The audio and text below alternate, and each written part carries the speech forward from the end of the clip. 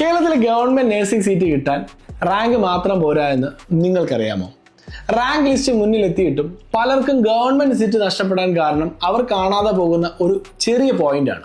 LBS rank list വന്നാൽ ഉടനെ എല്ലാവരും ചോദിക്കുന്നത് എനിക്ക് ഗവൺമെന്റ് കോളേജിൽ കിട്ടുമോ എന്നാണ്. എന്നാൽ പലരും അലോട്ട്മെന്റ് പ്രക്രിയയിലെ സാങ്കേതിക വശങ്ങൾ ശ്രദ്ധിക്കാറില്ല.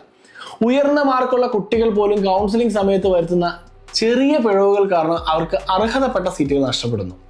ഇത് പിന്നീട് വലിയ നിരാശയ്ക്ക് കാരണമാകാറുണ്ട്. യഥാർത്ഥത്തിൽ നിങ്ങളുടെ റാങ്കിനേക്കാൾ പ്രധാനം നിങ്ങൾ നൽകുന്ന ഓപ്ഷൻ രജിസ്ട്രേഷൻ രീതിയാണ്.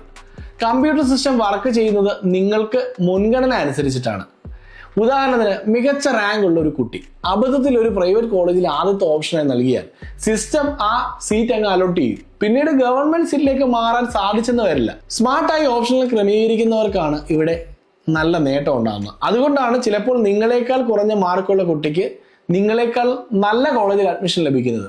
അഡ്മിഷൻ കിട്ടാനുള്ള വെപ്രാളത്തിൽ മുന്നിൽ കാണുന്ന കോളേജുകൾ എല്ലാം വാരി വലിച്ച് ഓപ്ഷൻ നൽകുന്നത് ബുദ്ധിയല്ല. ഓരോ കോളേജിന്റെയും ഫീ ഘടനയും ക്ലിനിക്കൽ സൗകര്യങ്ങളും കഴിഞ്ഞ വർഷത്തെ കട്ട് ഓഫ് റാങ്കുകളും കൃത്യമായി വിലയിരുത്തി വേണം ഓപ്ഷൻ ലിസ്റ്റ് തയ്യാറാക്കാൻ. എങ്കിൽ LBS കൗൺസിലിംഗ് ഓപ്ഷനുകൾ നൽകേണ്ട ഏറ്റവും ശരിയായ ഓർഡർ എന്താണെന്ന് അറിയാമോ? മോപ്പപ്പ് റൗണ്ട് വരെ കാത്തിരിക്കണോ അതോ ആദ്യം കിട്ടുന്ന കോളേജിൽ ചേരണോ? ഈ തീരുമാനങ്ങളാണ് നിങ്ങളുടെ ഭാവി നിശ്ചയിക്കുന്നത്.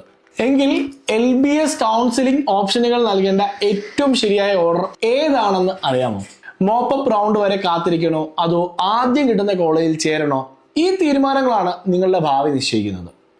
കേരളത്തിലെ നഴ്സിംഗ് അഡ്മിഷൻ പ്രോസസ് ലളിതമായി പഠിക്കാൻ ആഗ്രഹമുണ്ടെങ്കിൽ കമന്റ് ചെയ്യുക നഴ്സിംഗ് എന്ന്. അഡ്മിഷൻ അബദ്ധങ്ങൾ ഒഴിവാക്കി കൃത്യമായ ഗൈഡൻസ് ലഭിക്കാൻ ഈ പേജ് ഒന്ന് ഫോളോ ചെയ്യാനും മറക്കണ്ട.